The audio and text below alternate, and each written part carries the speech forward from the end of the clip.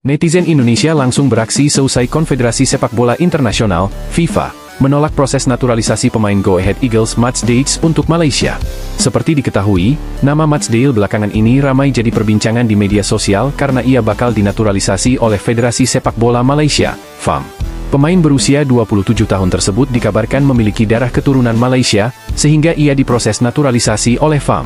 Namun, setelah diajukan ke FIFA, ternyata Matsdale tidak disetujui proses naturalisasinya oleh induk organisasi sepak bola dunia tersebut. Hal ini karena Matsdale tidak memiliki darah Malaysia melalui jalur keturunan kakek atau neneknya. Sebagaimana diketahui, FIFA hanya memperbolehkan pemain keturunan untuk dinaturalisasi dari keturunan ibu, bapak, kakek, dan nenek. Aturan tersebut sudah diatur dalam ketentuan FIFA, sehingga hanya pemain-pemain yang memiliki batas keturunan sampai kakek nenek, setelah itu tak diperbolehkan.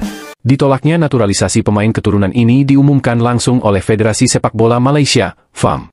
Berdasarkan dokumentasi yang terlampir, diketahui pemain berusia 27 tahun itu hanya memiliki darah Malaysia melalui nenek moyangnya dan bukan melalui kakek dan neneknya sebagaimana diatur dalam ketentuan FIFA, pernyataan FAM sebagaimana dikutip pada Selasa, 1 Oktober 2024. Dalam keterangan FAM, sebenarnya pihaknya telah melihat silsilah keluarga sang pemain. Dari hasil diskusi tersebut, pemain tersebut telah memberikan dokumen terkait silsilah keluarganya yang menunjukkan bahwa ia memiliki hubungan dengan negara Malaysia termasuk akta kelahirannya, ayahnya, kakeknya, dari pihak ayahnya, serta konfirmasinya. Dari kelahiran leluhurnya, dari pihak ayahnya, yang merupakan ibu dari kakek pemain, jelas FAM. Berdasarkan ulasan, pemain ini memiliki darah Malaysia melalui nenek moyang, ibu dari kakek pemain, yang lahir di Singapura pada tanggal 24 Juni 1893, yang mana Singapura saat itu merupakan bagian dari Malaya.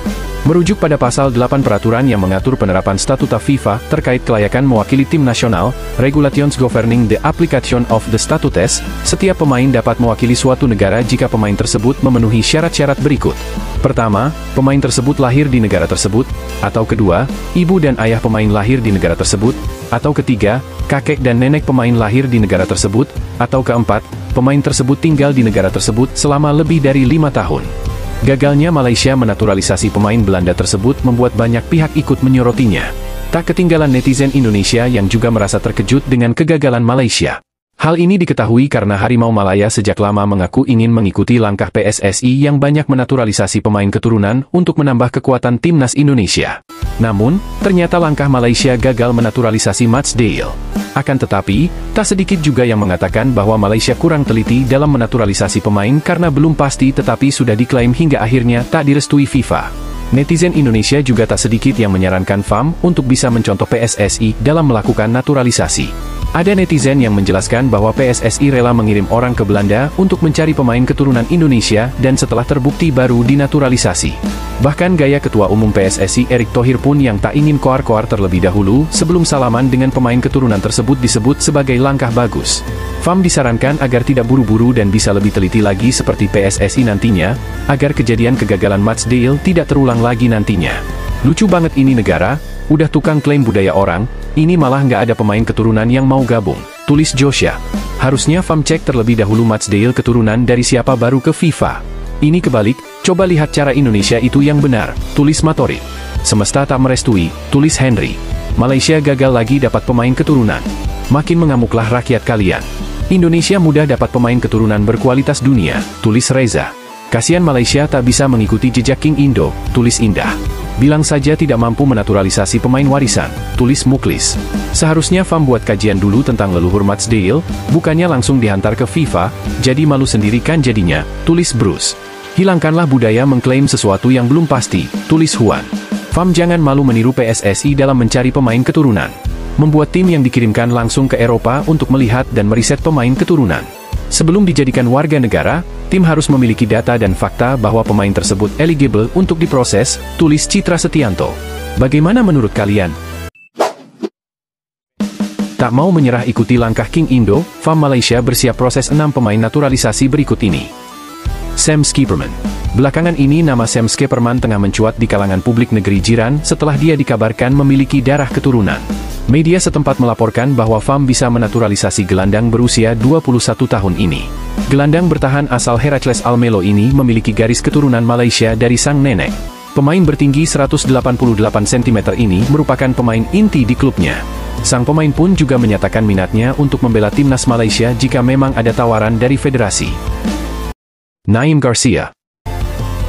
Kali ini ada pemain asal Barcelona yakni Naim Garcia.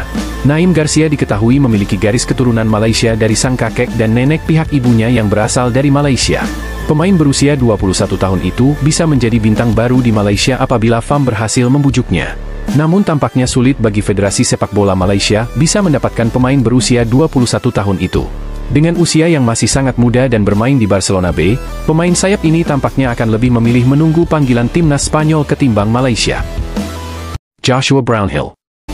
Selanjutnya ada kapten kedua dari klub kontestan Premier League Inggris yakni Joshua Brownhill. Brownhill merupakan kapten kedua di klubnya saat ini yaitu Burnley. Meski lahir dan besar di Inggris, Brownhill memiliki darah Malaysia dari sang nenek pihak ibu yang asli orang Malaysia. Pemain yang biasa bermain di posisi gelandang ini masuk dalam kategori pemain keturunan Grade A. Pemain berusia 28 tahun ini merupakan pemain inti di klubnya. Di musim ini saja ia sudah tampil sebanyak 31 laga di Liga Inggris.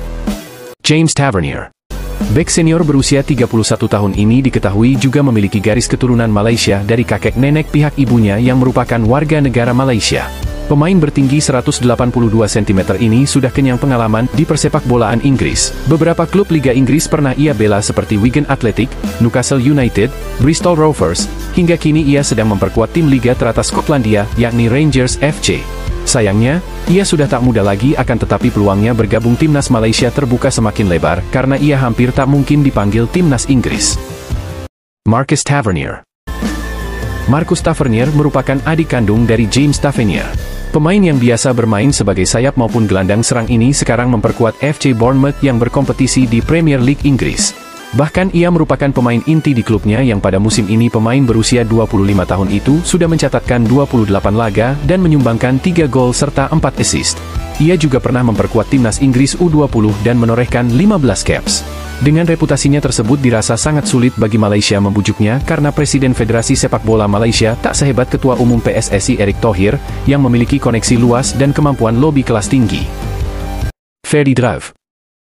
Di urutan teratas ada pemain yang paling diinginkan oleh netizen sepak bola Malaysia. Dia adalah Ferdy Druij. Pemain yang berposisi sebagai penyerang ini merupakan pemain keturunan Malaysia paling top kualitasnya. Pemain berusia 26 tahun ini memiliki reputasi mentereng dan pengalaman yang luar biasa di persepak bolaan Eropa. Tercatat Ferdy pernah memperkuat AS Alkmaar, NEC Nijmegen, KV Mechelen, Rapid Wien, dan kini ia masih memperkuat Eredivisie Belanda yakni PSV Zwolle. Dengan tinggi 190 cm dan catatan golnya yang luar biasa, netizen bola Malaysia sangat berharap pemain satu ini segera dinaturalisasi oleh timnas Malaysia.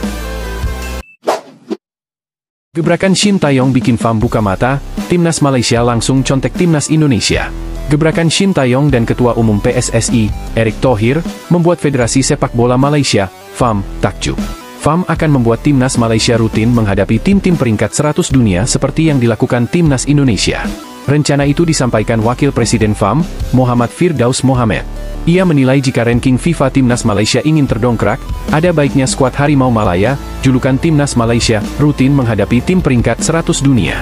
Ia mengambil contoh keberanian Timnas Indonesia yang menghadapi juara Piala Dunia 2022, Argentina. Meski kalah 0-2, Timnas Indonesia mendapatkan banyak pengalaman dari laga tersebut.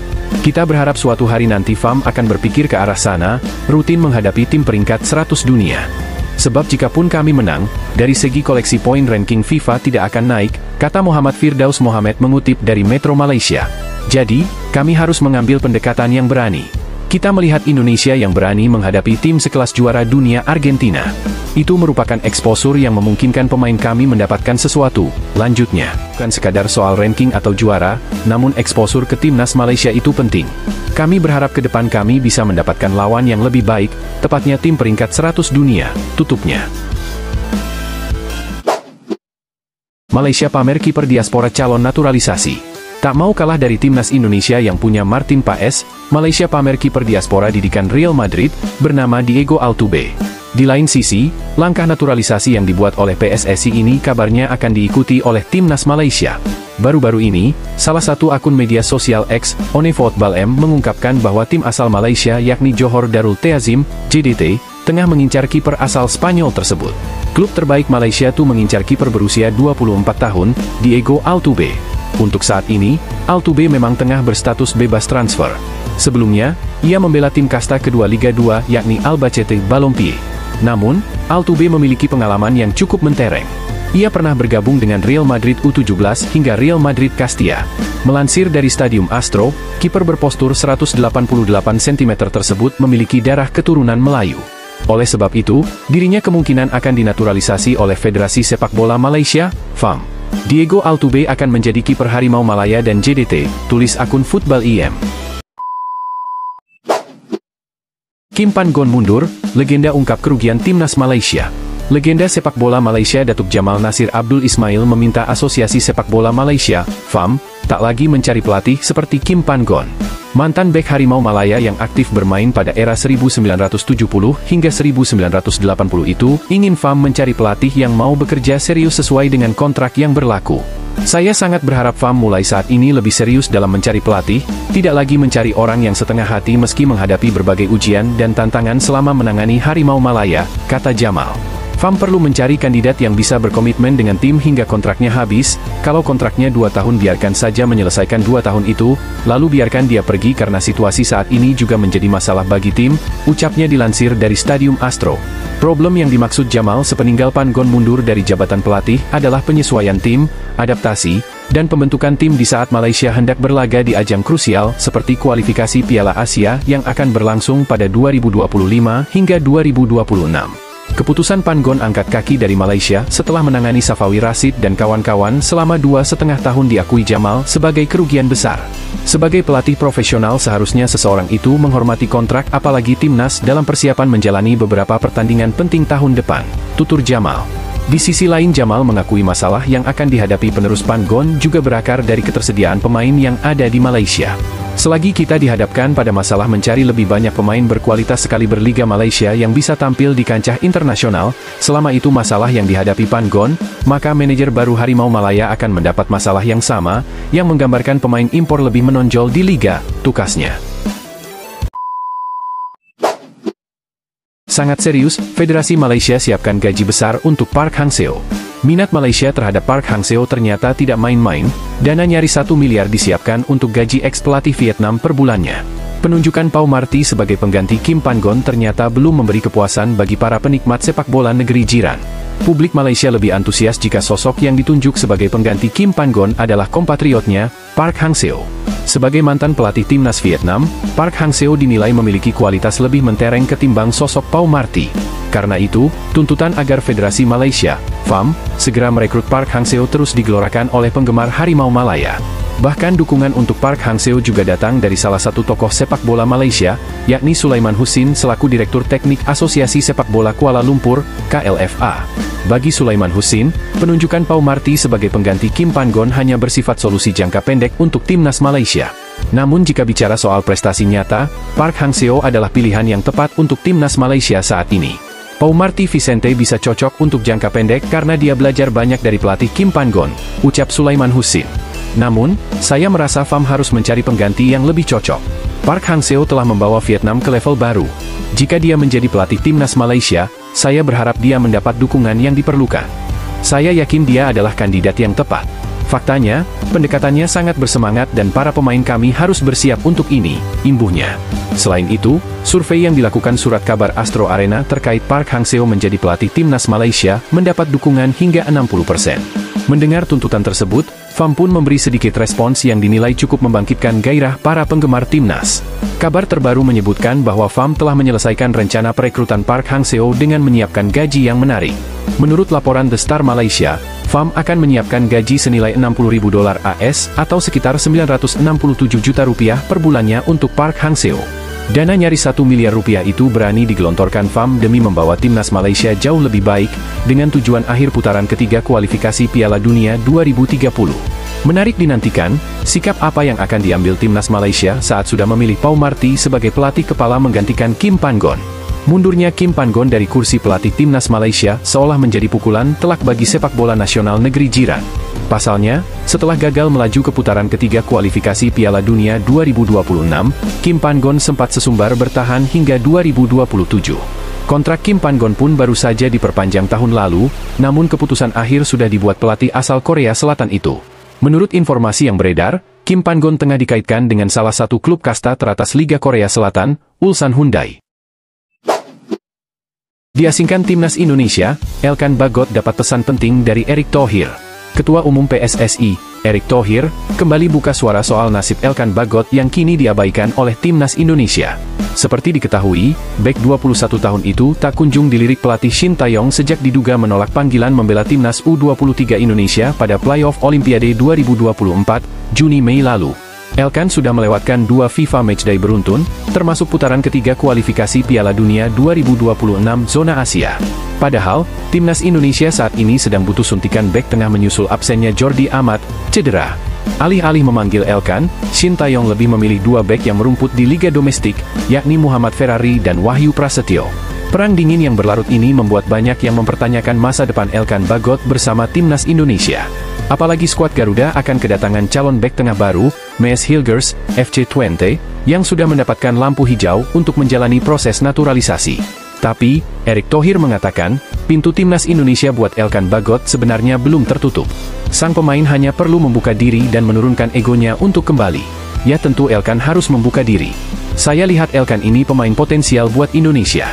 Tetapi, kembali saya ingatkan, kita itu di tim nasional permainan tim, tidak bisa hanya satu pemain, ujarnya. Elkan sendiri juga harus punya komitmen kalau mau bangun timnas. Kita cari kecocokanlah, tidak usah saling ego. Coach Shin Tae-yong prinsipnya ya, dia punya kebijakan yang keras, dan saya harus hormati itu, lanjut Erick. Sosok yang juga Menteri BUMN itu mengingatkan bahwa Elkan sebenarnya punya peluang besar untuk mencapai banyak hal bersama timnas Indonesia. Itu akan sangat sayang jika disia-siakan. Saya yakin kesempatan Elkan untuk berprestasi dengan timnas Indonesia jauh lebih besar dibandingkan kesempatannya gabung ke timnas negara lain. Saya rasa, ada value tersendiri bergabung dengan timnas Indonesia, mungkin Elkan juga perlu pikirkan itu, kata Erick Thohir. Keputusan memang ada di Elkan Bagot. Sejauh ini, banyak pihak sudah buka suara, kecuali dirinya. Beberapa waktu lalu, via wawancara eksklusif dengan PSSI, Shin Tae-yong juga mengutarakan hal yang sama. Memang, masalah ini sangat sensitif untuk dibahas. Mungkin lebih baik Elkan yang berbicara, itu lebih masuk akal, katanya. Bagaimana menurut kalian? Hasil laga grup C bikin publik Vietnam mengakui kekuatan timnas Indonesia yang membuat Asia ketakutan. Publik Vietnam salah satu yang antusias menantikan hasil timnas Indonesia di putaran ketiga kualifikasi Piala Dunia 2026. Lewat salah satu media lokalnya, Vietnam menyebut timnas Indonesia saat ini telah berhasil membuat seluruh sepak bola Asia ketakutan. Sepak bola Indonesia membuat seluruh Asia ketakutan. Indonesia telah menunjukkan potensi yang luar biasa, mereka benar-benar bisa menjadi ancaman bagi tim-tim papan atas Asia. Mereka memang tak menjadi unggulan di babak ketiga kualifikasi Piala Dunia 2026. Namun tim besutan Shin Tae-yong sudah membuktikannya, menunjukkan kekuatan dengan menahan imbang Arab Saudi di laga tandang, tulis Dantri, Fan. Bukan tanpa alasan media Vietnam ini mengatakan demikian, hal itu didasarkan pada pernyataan salah satu bek Arab Saudi. Salah satu pemain andalan The Green Falcons rekan setim Cristiano Ronaldo yang sudah merasakan kekuatan skuad Garuda. Sultan Al-Ghanam mengaku hasil imbang di King Abdullah Sport City bukan karena timnya tampil buruk, tetapi memang Indonesia tampil luar biasa. Ragnar Oratmangoen dan kawan-kawan bahkan dinilai mengalami perkembangan yang begitu pesat, hingga sampai pada level saat ini. Kami bermain bagus tapi kami tidak dapat menyangka Indonesia berkembang begitu cepat. Mereka bermain luar biasa, ucap Sultan Al-Ghanam. Pantas diakui bahwa peningkatan performa timnas Indonesia karena diperkuat banyak pemain keturunan alias diaspora. Namun, media Vietnam menyampaikan pesan bijak bagi yang sering mengatakan hal itu, yakni agar tidak meremehkan potensi skuad Garuda. Banyak pihak yang meyakini keberhasilan Indonesia berkat kebijakan naturalisasi pemain keturunan alias diaspora dari Belanda. Itu tidak salah, namun komentar seperti itu akan meremehkan potensi yang dimiliki skuad Garuda, tulis Dantri, Fan lagi. Bagaimana menurut kalian?